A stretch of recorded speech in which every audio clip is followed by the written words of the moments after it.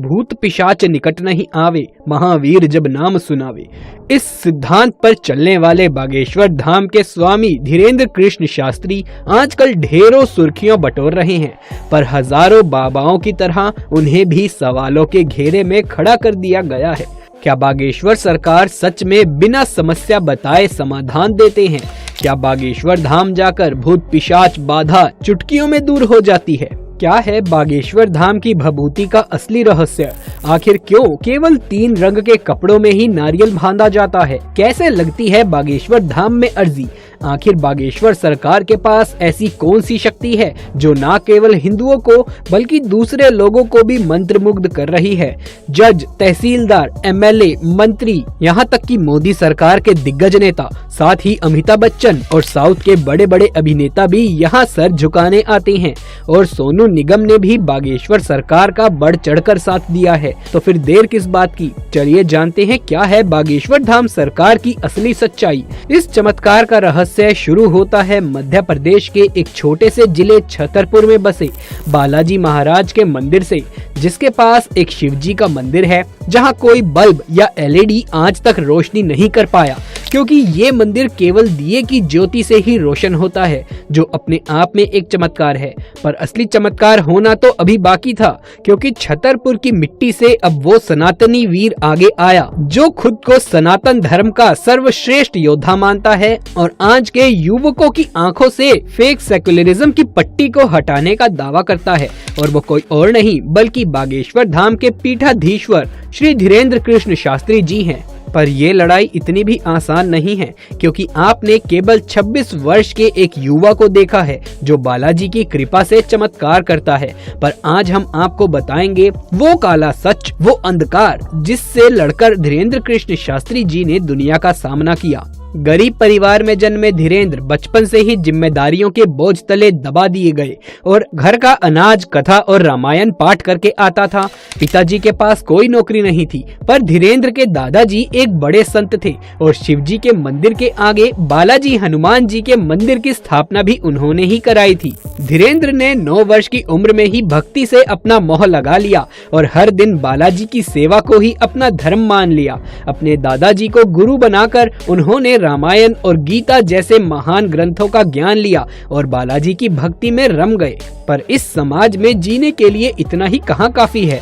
बालाजी सरकार ने अपनी 8वीं तक की पढ़ाई अपने गांव से ही की, पर क्योंकि गांव में केवल 8वीं तक की ही कक्षा थी, इसीलिए अपनी आगे की पढ़ाई के लिए उन्हें 6 मील दूर चलकर जाना होता था। और कुछ इस तरह उन्होंने अपनी 12वीं की पढ़ाई पूरी करी। पर कहानी यही खत्म नहीं होती, क्योंकि उन्होंने बैचलर ऑफ आर्ट्स की डिग्री भी हासिल की है। तो इतना तो साफ है कि चमत्कार दिखाने वाला कोई अनपढ़ इंसान नहीं है। पर सवाल उनकी पढ़ाई का नहीं है, उनकी शक्तियों का है कि कैसे पीड़ितों का दुख सुने बिना उनकी कमल एक कागज पर उपचार लिख देती है, और जिसे वो बालाजी की कृपा कहते हैं।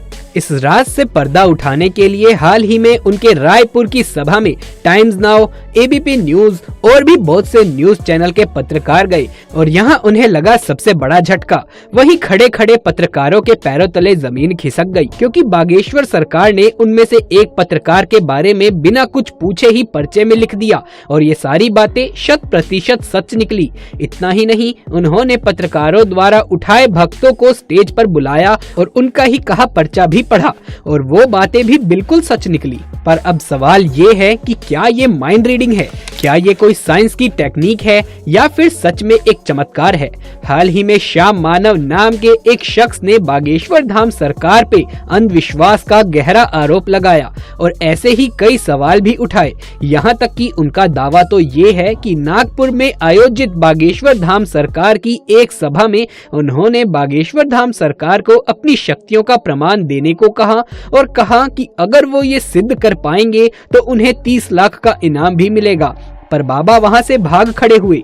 इस पर बागेश्वर धाम सरकार का ये कहना है कि ये झूठा आरोप है, ये केवल सनातन धर्म को टारगेट करने का एक तरीका है और अगर श्याम मानव को किसी भी तरह की पुष्टि चाहिए तो वो छतरपुर में आमंत्रित हैं। इस मुद्दे पर सोनू निगम ने बागेश्वर धाम सरकार को सपोर्ट करते हुए कहा है, कि जो भी सनातन धर्म के विरोध जाएगा उसके खिलाफ खड़ा होने की जरूरत है। इतना ही नहीं, बागेश्वर धाम सरकार के साथ आए दिन किसी न किसी नेता अभिनेता की तस्वीरें आती रहती हैं। बीजेपी के प्रमुख मंत्री मनोज तिवारी भी बाबा के नाम के जयकारे लगाते नजर आ चुके हैं और कांग्रेस के भी कई नेता बाबा का आशीर्वाद लेने आते रहते हैं। बागेश्वर धाम सरकार सिर पर पगड़ी पहने और तिलक लगाए हमेशा मुस्कुराते रहते हैं, पर अगर इनके सामने कोई झूठी पीड़ा या छल कपट के भाव से आता है तो उसे डांटने में भी ये कोई कसर नहीं छोड़ते। यहाँ दुखों का निवारण केवल पन्नों पे लिखे हुए उपायों से ही नहीं होता, बल्कि उस भभूति से भी होता है जिसे वो परंपरा और बालाजी का प्रसाद मानते हैं। ये भक्तों में बांटी भी जाती है।